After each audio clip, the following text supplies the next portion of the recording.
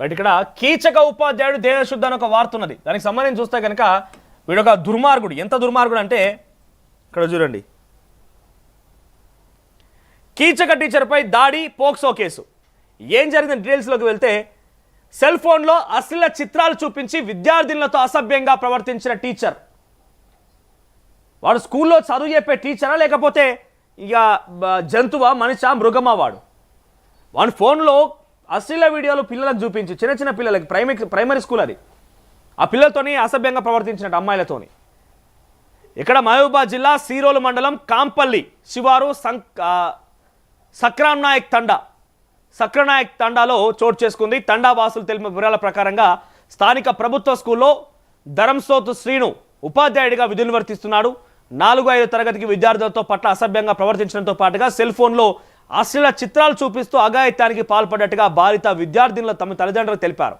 సోమవారం ఉదయం స్కూల్కు వచ్చిన టీచర్ను తండావాసులు నిలదీశారు. పొంతనలేని సమాధానాలు చెబుతూ నిర్లక్ష్యంగా వ్యవహరించడంతో ఆగ్రహానికి గురై దాడి చేశారు. ఘటనకు సంబంధించి వీడియో సోషల్ మీడియాలో వైరల్ కావడంతో జిల్లా విద్యాశాఖ అధికారులు స్పందించారు. విచారణకు కాంపల్లి స్కూల్ కాంప్లెక్స్ హెచ్ఎం అరుణశ్రీని నియమించగా ప్రాథమిక విచారణ చేపట్టి డీఈఓకు నివేదిక అందించారు.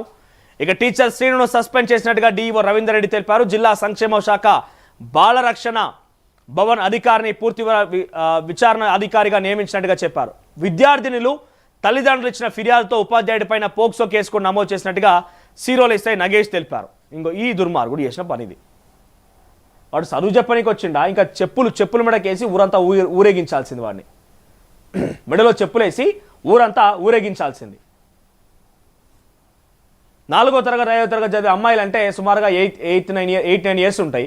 వాళ్ళకి ఈ వీడియోలు చూపించి ఈ రకంగా ప్రవర్తిస్తున్నాడంట. గ్రామీణ ప్రాంతాల్లో ఇటువంటి చాలా సంఘటనలు ఉంటాయి. చాలా క్రూరంగా ప్రవర్తించే వాళ్ళు ఉంటారు. బేసిక్గా అక్కడ ఉన్నటువంటి అమ్మాయిలు కొంత ఏజ్ తక్కువ ఉన్నా కూడా వాళ్ళకు ఉన్నటువంటి తినేటువంటి అలవాట్లు కానివ్వండి, ఆ ఎన్విరాన్మెంట్ కానీ తొందరగా ఎదుగుతూ ఉంటారు.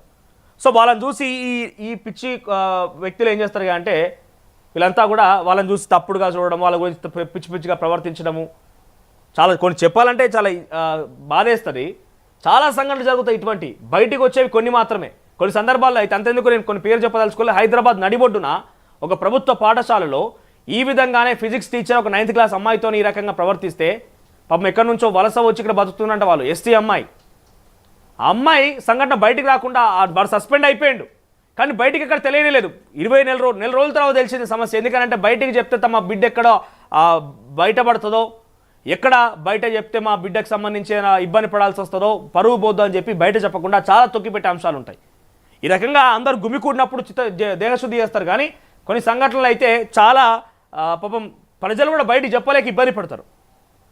సో విద్యా వ్యవస్థలో మార్పు రావాలనేటువంటి క్రూర ముగాలని మనం కంట్రోల్ చేయాలి. మెడలో చెప్పులేసి ఊరేగించాలి. అప్పుడు ఇంకొకరికి బుద్ధి వస్తుంది.